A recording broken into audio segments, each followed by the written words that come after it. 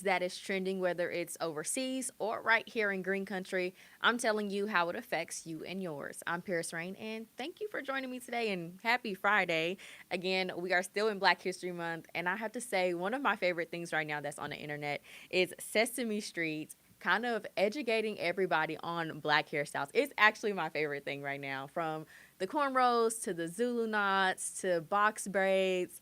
I think I gotta go and get me some box braids now after seeing it because I haven't had them in a while. But that's kind of my favorite thing. I'm trying to start off Viral and Verified every Friday during February with something I really like that the internet is showing for Black History Month. But we now switch gears to the news that's happening nationwide.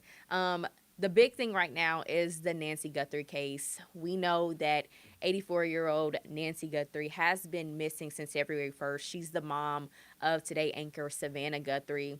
And she was reported missing from her home February 1st in Arizona. And so this has been a huge case from the Pima County Sheriff's Department to the FBI. They've had so many different reporters out there. We've been following here in Tulsa. We've kept you updated. And so that's something that's trending right now. And they've had 4,000 tips come in since that very eerie video came out. It was like the Ring doorbell footage of a guy in like this creepy mask, and he has on the backpack, and then he covers it up with the grass. And since then, they've gotten a lot of tips, which usually help with these cases. They're identifying the suspect to be somebody who is male, 5'9" or 5'10", medium built, and has a backpack that they say is sold at Walmart or from the brand's like website, which is something interesting because you have to think like this guy went and bought a backpack and then went to go do whatever he did. Whoever bought the backpack had it on, and now all you have is this male, 5'9" or 5'10", and has this backpack. Yeah. So we've been following this, and they said since then of this case, and looking into her home and around the perimeter of her home, mind you, she's 84 years old, living in this home in Arizona, and there's hundreds of acres around her. Like nobody is able to really see into her property because of the cactus and trees and how they kind of have the layout of the land. But they did go in the home and they found a glove. And this morning, I was actually watching national news, and they said officials are saying they hope that glove has some type of DNA on it. That way, they can trace it back to maybe the suspect or somebody who knows something.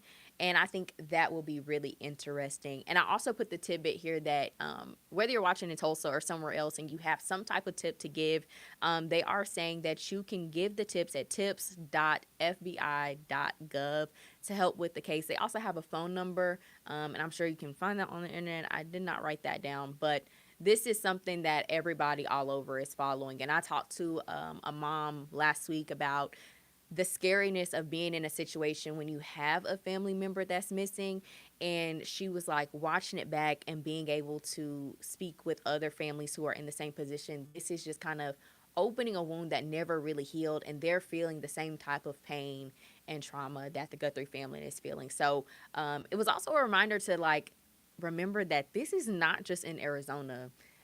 This is happening everywhere. Like people go missing, and you want to know how you can help. It's things like tips or reaching out to the family, helping with searches. And I'm not sure if they have a search. The Guthrie family has a search going on, but if you are in the Arizona area, I'm sure they will be happy to get your help.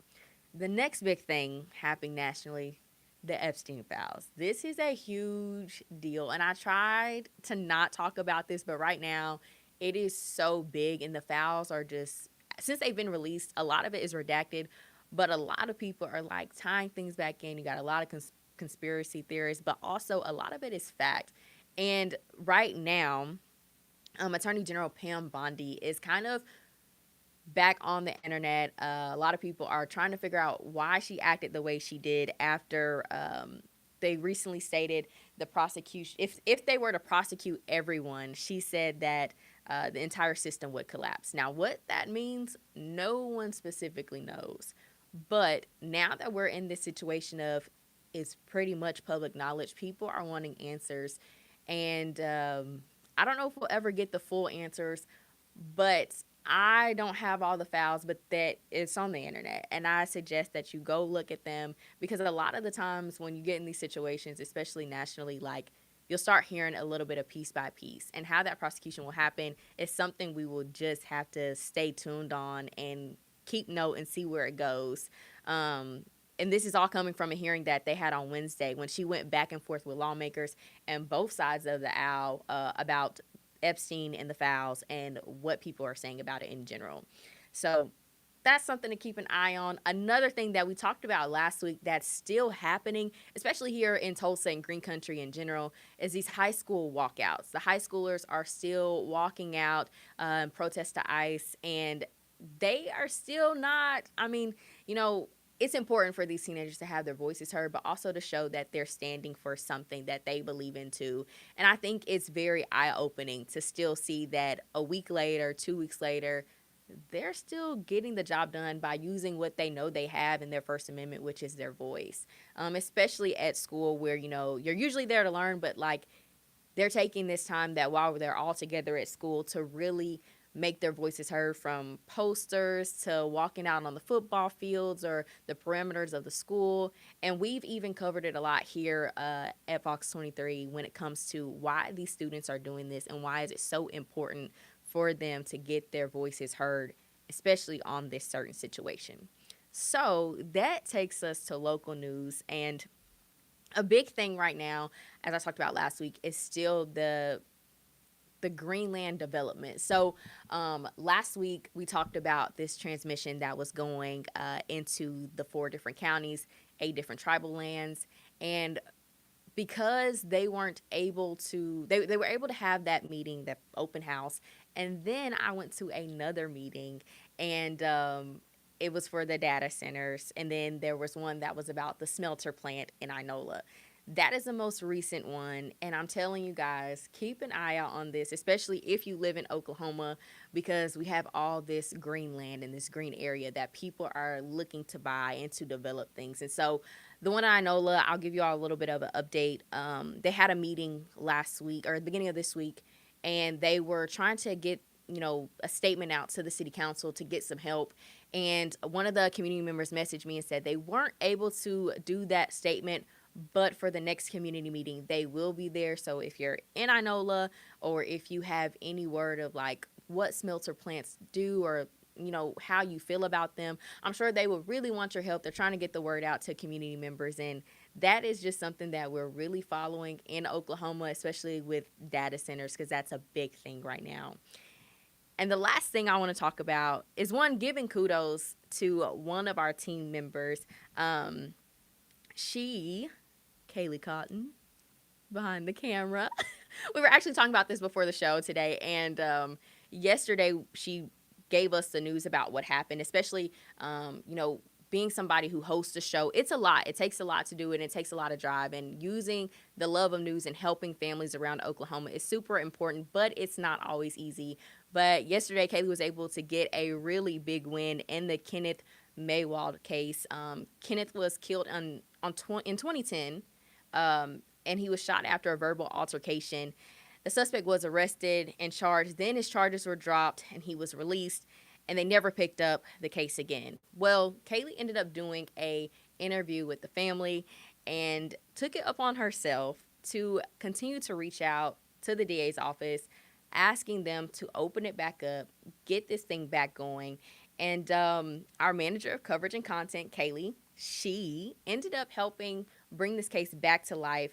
And they were able to pull the files out of the warehouse, and they got enough to prosecute this guy. And they reinvestigated, and he was arrested and booked yesterday for first-degree murder. So it is a lot to do what we do every day. But I wanted to end this viral verified episode on something that, you know, makes our job worthwhile. And covering things in Oklahoma is a lot. We know the things that happen, but we also have good things, bad things, developments, economics, public schools. There's so much that's happening, but to know that something that we're doing just helped a family is really cool. And I wanted to end with that tidbit. If you are interested to seeing how this all came to be in the timeline of events, you can go to our website at fox23.com for the full story and the update on how we got here, how she got here. The full Frigid interview is on our Fox 23 YouTube page. So you're already here. Once you're done watching this, just go to the profile and watch that Frigid episode. And then, as we said, we'll be here every Friday at 1:30. I'm giving you news, whether it's in Oklahoma or across the seas, nationwide or locally. And I'll see you every Friday for Viral and Verified right here at 1:30. Thanks so much.